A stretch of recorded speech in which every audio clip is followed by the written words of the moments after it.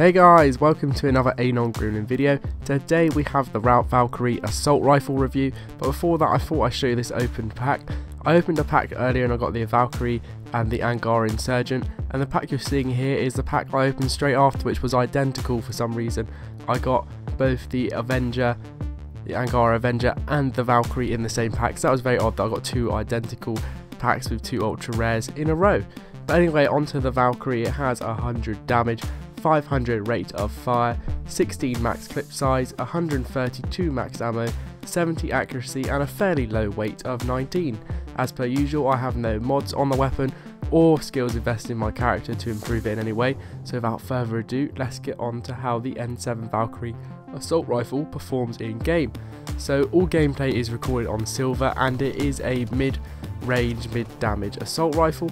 So the N7 Valkyrie was available in Mass Effect 3 multiplayer. It was an average assault rifle, I'm going to say.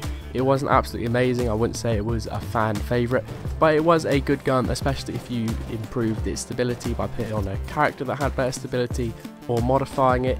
It did allow you to hip fire it a lot and get off quite a few kills if you were good at using the gun, but I wouldn't say it was a major fan favourite.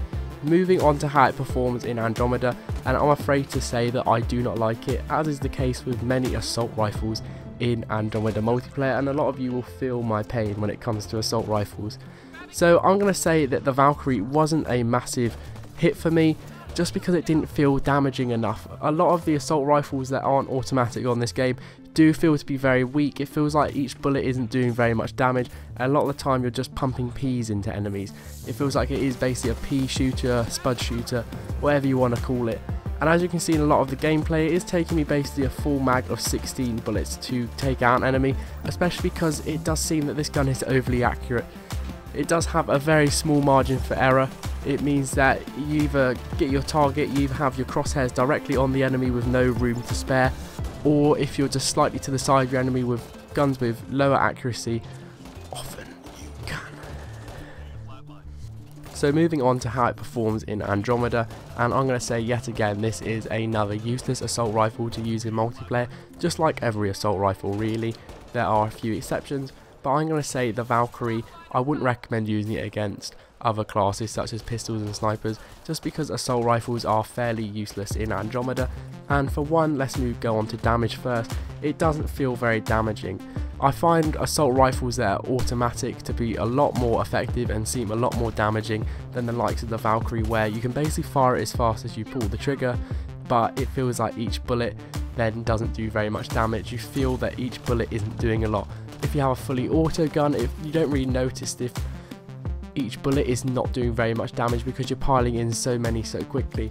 But with guns like this, you do find that you can notice that each bullet isn't doing very much, meaning you're not getting very much damage per second. And its damage of 100, as you can see, is a 2-round burst gun.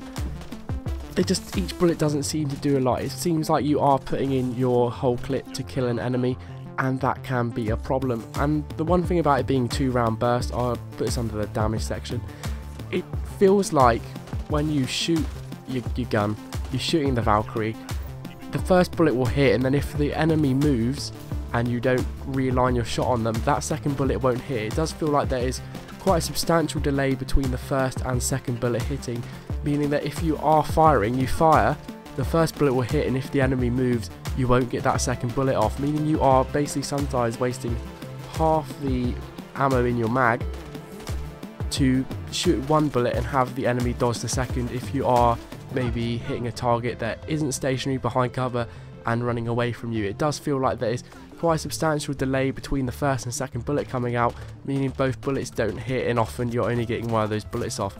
That may sound like a lot of ramble there, but basically it means most of the time if an enemy is moving, you only get one of the 2-round bursts off, which is very annoying. Moving on to rate of fire, I didn't find it to have an amazing rate of fire either. And I think that's just because me as a person prefers automatic guns, but with this I felt like I wasn't able to fire very quickly, especially with it being 2-round burst, and as I've mentioned, there does feel like a delay between those 2 bullets in that burst. That just makes me feel like the rate of fire is hindered a lot more. The stat of 500 rate of fire doesn't seem too bad, but when put into practice, this gun doesn't feel like it fires too quickly. It doesn't really stack up too many guns. Moving on to max clip size of 16, I've already mentioned this, most of the time it feels like you're having to put more than 16 bullets into an enemy to kill them. That may be a little bit harsh. I reckon you can if you're able to hit every bullet. If you're hitting a stationary enemy behind cover, maybe it would take about 12 bullets to kill an enemy. But again, that isn't perfect. That's not what you'd expect. You'd expect a gun like the Valkyrie, where you are relying on accuracy, getting pinpoint shots off, to allow you to maybe kill enemies a lot quicker, especially if you were to get headshots. I find that headshots didn't do very much damage to enemies. It didn't really take away a lot more. It didn't mean I was able to maybe finish an enemy in half a mag. It just seemed to do very little, and that's quite annoying, especially compared to Mass Effect 3, where often headshots would have a 3 times bonus damage or around that. Moving on to max ammo wasn't really a problem for me. I did find myself running out of ammo a few times, but especially with it being an assault rifle, you should be running around the map, so you shouldn't have any problem coming across new ammo boxes that allow you to refill your ammo, obviously. So you will rarely find yourself running out of ammo unless you are getting very preoccupied, getting very frustrated like I did, and you end up just literally just standing in one spot spamming bullets to try and kill enemies, and then you realise you're out of bullets and half those bullets are wasted without hitting anything. Its accuracy, it has a very high accuracy of 70, and personally I do not like it being too accurate. I've mentioned this with other guns. If they're too accurate, sometimes it feels like often you have to be too precise, you have to do too much calculating in your mind to get off the shot, and that is what I felt with the Valkyrie. It felt like there was no margin for error. You even had your very tight crosshairs on the enemy directly, no fraction to the side, no room for error.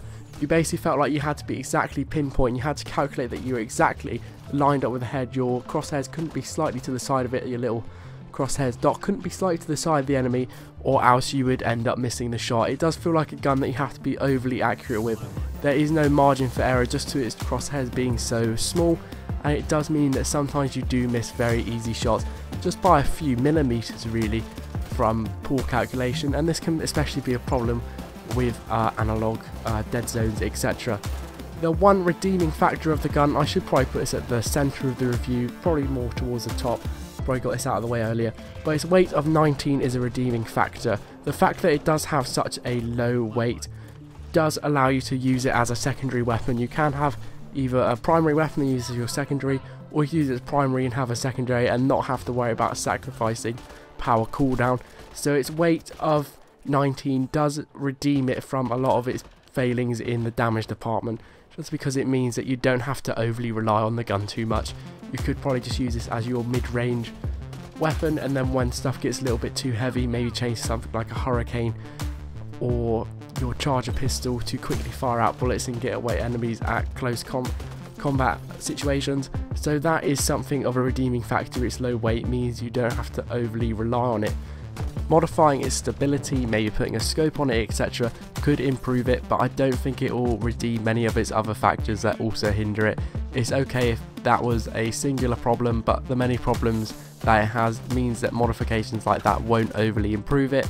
Also, the Valkyrie can be effective with turbocharge. I don't think I have any gameplay of me using it with turbocharge, but if you do use it with turbocharge, obviously you will end up getting more shots off, be able to fire a lot quicker, etc., do a little bit more damage.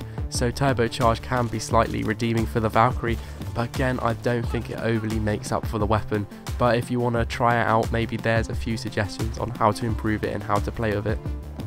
But overall, I'm going to say that I am not a fan of the Valkyrie assault rifle, just because it felt like a gun that I was just getting so frustrated with, especially due to that 2-round burst, feeling like there was a delay between each bullet, etc., meaning that I only got half of the bullets off on an enemy from a mag. It did feel very frustrating, and the fact you have to be overly accurate with it can be a massive pain in the arse basically. So that is my review of the N7 Valkyrie. I hope you've enjoyed it. It's nowhere near as good as Mass Effect 3 predecessor, even though its Mass Effect 3 predecessor wasn't too highly rated. So there we go, like, comment, subscribe, all that jazz, and have a nice day. Peace out.